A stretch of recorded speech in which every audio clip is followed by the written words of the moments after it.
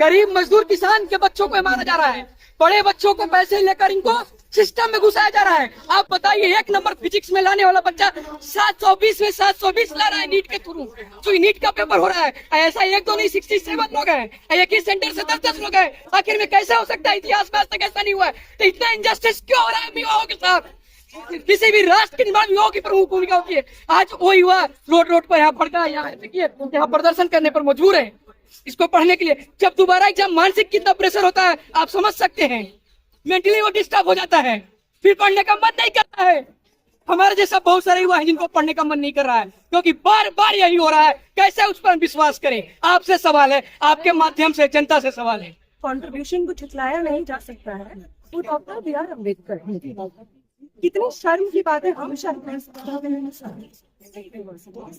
कि ऐसे लोग जिन्होंने इस देश में, इस देश के लोकतंत्र में, इस देश के संविधान में, जो हम लोग आज सबको 1% वोट का अधिकार है, right to equality, right to education, तमाम चीजें संविधान गारंटी करता है। उस संविधान में जो व्यक्ति जान फूंक दी, आज उनकी प्रतिमा संसद से हटाई जा रही है। और जो सरकारी संस्थान है, हम देख रहे हैं संस्थानों में धर्मेंद्र प्रधान जैसे व्यक्ति बैठे हुए हैं, जिनको कि यहाँ पे स्टूडेंट्स थक गए। पिछले 3 हफ्ते लगभग लगातार सड़कों से मिनिस्ट्री ऑफ एजुकेशन के बाहर खड़े होकर, एनटीए के हेडक्वार्टर के बाहर खड़े होकर, धर्मेंद्र प्रधान के घरों पे जाकर के, जंतर मंतर पे धरना दे करके 1000 जगहों से हम एक ही बात कह रहे हैं कि रीनीट फिर से हो। हम एक ही बात कह रहे हैं कि धर्मेंद्र प्रधान का तुरंत इस्तीफा हो। ये डिमांड आजकल की सरकार मानने को तैयार नहीं है। उसके अलावा जब हम देखते हैं कि जब देश में चुनाव हो रहा था, भाजपा के वो कैंडिडेट जो सब चुनाव में लड़ रहे थे, वो घूम घूम करके अलग अलग चीजें बोलते हैं कि आप हमें जिता दीजिए, बहुमत से हम संविधान बनाएंगे। आप संविधान क्या बदले? आप जिस कुर्सी में गुमान करते हैं, उस कुर्सी को संविधान ने मान्यता दी। अगर आप संविधान बदलने जाएंगे तो आपको बदल दिया जाएगा, जो हमने इस चुनाव में अलग अलग जगहों पर देखा। ये बात सत्ता पक्ष और सत्ता पक्ष के लोग ये भी ध्यान रखते हैं कि इस देश की संघी आवाज हो चुकी है।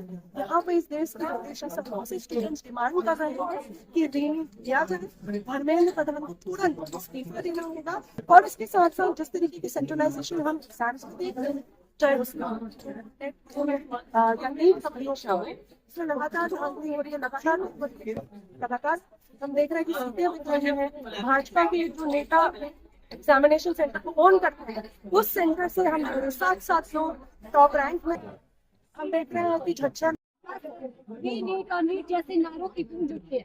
देखिए, कल दिल्ली विश्वविद्यालय में हम छात्रों ने, क्रांतिकारी युवा संगठन ने एक छात्र संसद करी थी, और हम उससे यही बताना चाहते थे कि जो लोकसभा के सत्र का पहला दिन है, उस दिन हमारी मांग संसद तक पहुंचे, और वो पहुंची क्योंकि धर्मेंद्र प्रधान ने जब अपनी शपथ ली तो संसद में भी हमारे ही नारे, जो नीट की धांधली के नारे थे, जो नेट की धांधली के नारे थे, जो ये स्कैम था, उसके नारे पहुंच पाए। और हम जानते हैं कि हमारी आवाज पहुंचेगी, क्योंकि हम छात्र हैं, हम युवा हैं, हमारी बात को दबाया नहीं जा सकता है इस देश में। हम इस देश की एक आबादी का बड़ा हिस्सा है। हमने पेपर दिया और हमारे साथ 24 घंटे के अंदर ये बदतमीजी हुई, ये धांधली हुई कि पेपर रद्द कर दिया गया।